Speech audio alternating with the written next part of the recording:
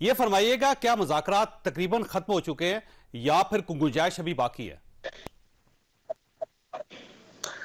देखिए जी, सियासी जमातों के दरमियान जो गुंजाइश है वो तो हमेशा रहती है, लेकिन इसमें जो 3 बड़े मसले थे।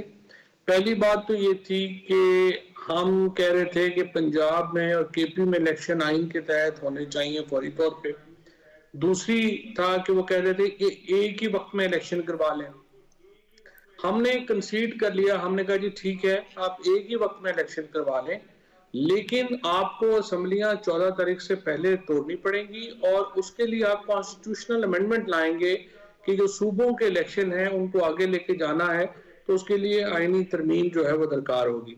ये 2 मामला के ऊपर तो बातचीत आगे ज्यादा बड़ी है और काफी हद तक इस पे इत्तफाक राय हो गया है। जो इत्तफाक राय नहीं हुआ वो डेट्स के ऊपर नहीं हुआ। हम 14 जो मई कह रहे हैं वो तकरीबन आप समझिए कि जुलाई के एंड के ऊपर है। सो इसका एक समझिए कि एक 45 डेज का या 60 डेज का एक डिफरेंस है डिसोल्यूशन के ऊपर, वो चल रहा है।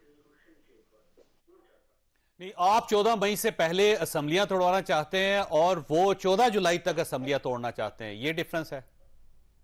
हाँ, मतलब 3rd वीक ऑफ जुलाई, आप समझिए 3rd वीक ऑफ जुलाई। ठीक हो। और इलेक्शन के लिए ये प्रपोजल, ये बात दुरुस्त है कि 23 सितंबर की प्रपोजल दी गई थी पीपल्स पार्टी की तरफ से? वो तो फिर उसके हिसाब से ही है ना कि अगर तो मई में होती हैं तो फिर तो जाहिर है कि आप ज्यादा से ज्यादा अगस्त में इलेक्शन करवाते हैं, और अगर आप 1 महीना आगे जाएंगे तो फिर वो सितंबर में भी जा सकता है। तो 22-23 सितंबर अगर जो है वो पीपल्स पार्टी के, अभी उन्होंने कहा नहीं ऑफिशियली, लेकिन मेरा ये ख्याल है कि अगर मुज़ाकरा चले तो शायद इस बात के ऊपर, या उन्होंने अपनी जो अगर बात करनी है उन्होंने, तो लेट्स सी कि वो क्या, अब सुप्रीम कोर्ट में अब मामला है, जाहिर है सुप्रीम कोर्ट एक दफा बुला के दोबारा पूछेगी डेट्स के ऊपर। देखते हैं अब आगे कैसे चलती है बात। अच्छा, अब मुज़ाकरात की कोई नेक्स्ट मीटिंग तो नहीं होगी चौधरी साहब? हमारी सतह पे तो मीटिंग का फायदा नहीं है। उसकी वजह यह है कि हमने तो जो लीडरशिप से बात कर ली है और वो अपनी अपनी जो बात है वो बता दी है। उनकी तरफ से जाहिर है कि वो 12-13 पार्टीज हैं, उन्होंने अपनी एक लीडरशिप मीटिंग करके उसमें अगर वो डेट नीचे लाते हैं तो देखते हैं क्या। लेकिन अब सुप्रीम कोर्ट में हमने सारी रिपोर्ट अपनी जमा करवा दी है, तो मेरा ख्याल यही होगा कि सुप्रीम कोर्ट अब ये बेहतर फोरम है जो कि इसके ऊपर बात करने पे आ जाए। अच्छा, पीडीएम की तरफ से आपसे कोई टाइम लिया गया है कि आप हमें टाइम दें, हम अपनी क़यादत के साथ बात करके आपको बताते हैं, और अभी आप इसको डेडलॉक डिक्लेयर ना करें? पीडीएम की तरफ से, जैसे कि कल इसहाक डार साहब ने बाद में भी बात की है, उन्होंने यही कहा है कि इसको आप डेडलॉक तस्वर ना करें और इसमें हम आगे बढ़ सकते हैं। ठीक हो। और अब आज कोई राब्ता हुआ है पीडीएम के साथ आपका? नहीं, आज राब्ता नहीं हुआ आज, लेकिन आपसे मैं कुछ देर पहले देख रहा था कि नवीद कमर साहब ने स्पीच की है पार्लियामेंट में, तो बड़ी हौसला अफजा है, और उसमें उन्होंने कुछ बातें की हैं जिनसे एक इंडिकेशन मिलती है कि वहां पे फ्लेक्सिबिलिटी वो शो कर सकते हैं। उन्होंने ये कहा है कि 2-4 दिन आगे पीछे होने से फर्क नहीं पड़ता और हमें एक सोल्यूशन जो पॉलिटिकल पार्टीज हैं उनको निकालना चाहिए, जो मैं समझता हूँ कि इनकरेजिंग है। और अप्रोच जो थी, टू बी फेयर विद इसहाक डार, साद रफीक साहब, आजम नजीर तारड़ साहब, नवीद कमर, यूसुफ रजा जलानी साहब, इनकी अप्रोच जो थी वो तो मुस्बत थी, और कमेटी के अंदर भी माहौल इसीलिए काफी खुशगवार रहा कि तो दोनों एतराफ में एक लचक थी और इस तरफ था कि कोई मामला जो है उसको सोल्यूशन की तरफ लेके जाया जाए।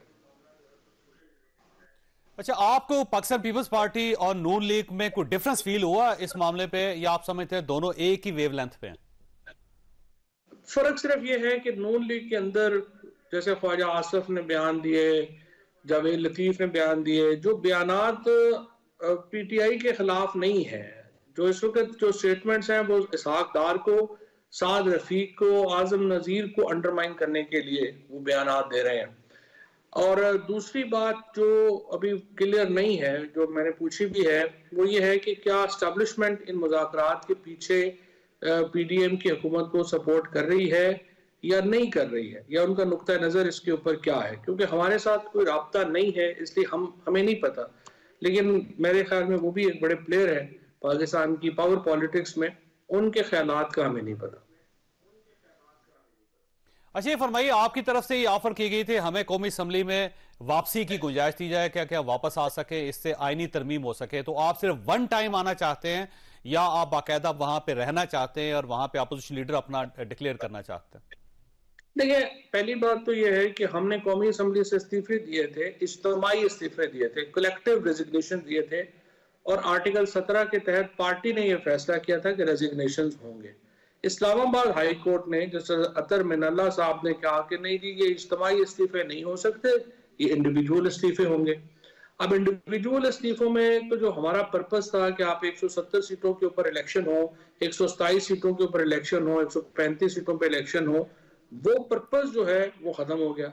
जब वो पर्पस खत्म हो गया तो हमने कहा अगर आप जी, आपको आवाज आ रही है?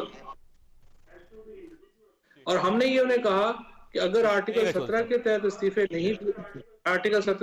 इस्तीफे नहीं दिए जा सकते और आर्टिकल ये इंडिविजुअल राइट है, तो फिर आप हमें वापस कर दें, फिर तो जाहिर है कि हमारा पर्पस ही वो नहीं है। तो उसके ऊपर जो है वो सस्पेंड हुए हैं हमारे नोटिफिकेशन इलेक्शन कमीशन के। मैं मेरे ख्याल में ये अब हमारा केस बड़ा स्ट्रांग है और अदालत जो है ये इसके ऊपर, जाहिर है क्योंकि अदालत ने खुद ही ये डिफरेंस क्रिएट किया है, तो court will have to now allow us to इसको वापस लेने। तो